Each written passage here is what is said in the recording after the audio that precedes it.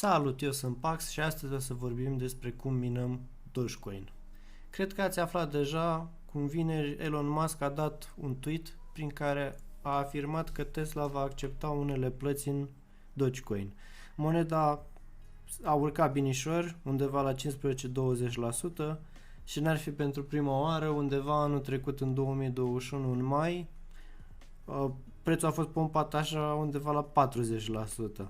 Mi s-a părut o ocazie bună să vorbim despre cum să minăm Dogecoin, așa că în următoarea parte a videoului o să vă prezint pas cu pas cum se face, o să descărcăm, o să configurăm softul, o să punem un portofel, o să vă arăt varianta portofelului Coinbase pe care o folosesc eu și o să dăm drumul să minăm cu 2-3080 TI-uri să vedem ce profituri scoatem și dacă e rentabil.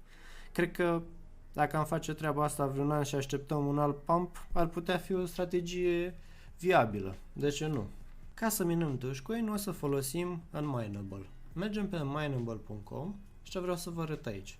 În partea din stânga jos aveți aici algoritmi suportați. Practic noi minăm MTH sau dacă aveți hardware pentru Monero, de exemplu, îl puneți la treabă. Le dăm 1% comision domnilor cu platforma și primim recompensa în monedele din partea dreaptă, practic ce ne coafează. Shiba Inu, ADA Cardano, Solano sau mai știu eu ce. Noi o să minăm Doge în felul ăsta. Haideți să vedem cum îl downloadăm și îl configurăm. Mergem pe download și avem aici butonul de scos. Am downloadat varianta cu fișierele minerului incluse.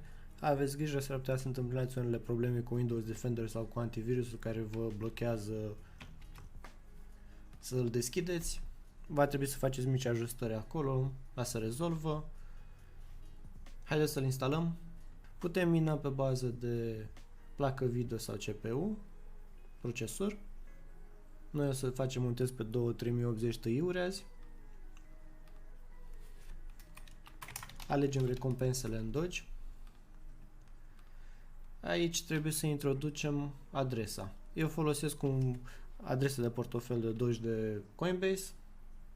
Practic mergeți pe Coinbase, Trade, de exemplu, căutăm Doge. Am înțeles. Ne logăm și revenim.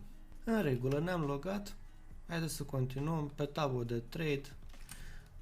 Căutăm Doge.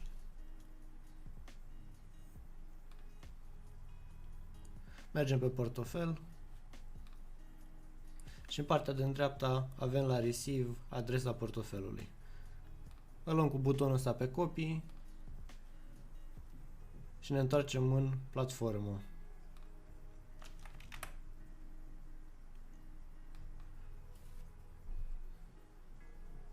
Bun. În partea de jos avem setările. Haideți să vedem. Putem să-l setăm pe low sau pe high. Să știți că mai ales dacă minați cu procesorul, când îl dați pe high, o să meargă foarte, foarte greu. E normal, o să stea procesorul în 100%. Practic îl folosiți strict pentru chestia asta. Îl dăm și noi pe high. Îl setăm să minăm Ethereum. Aici puteți să puneți un nume. O să punem hardware-ul pe care îl avem. Dacă vreți să pornească la startup, save și restart. În continuare o să aplic setările de overclock în MSI Afterburner și o să îl las să mineze o vreme, să vedem rezultatele și revenim cu concluziile. A revenit, doamnelor și domnilor, după un test de câteva zeci de minute. Voiam să știți că aveți aici logurile. În caz că ceva nu merge cum trebuie, puteți observa și remedia. Vă arată exact. În partea de sus la stats putem seta frecvența cu plăților, a reward-urilor practic. Acum e o dată pe zi sau la 30 de Doge. Și voiam să vă arăt aici. I-am scos undeva la media 108 MHz pe secundă. Merge un pic mai încet decât îmi merge pe NiceHash, de exemplu.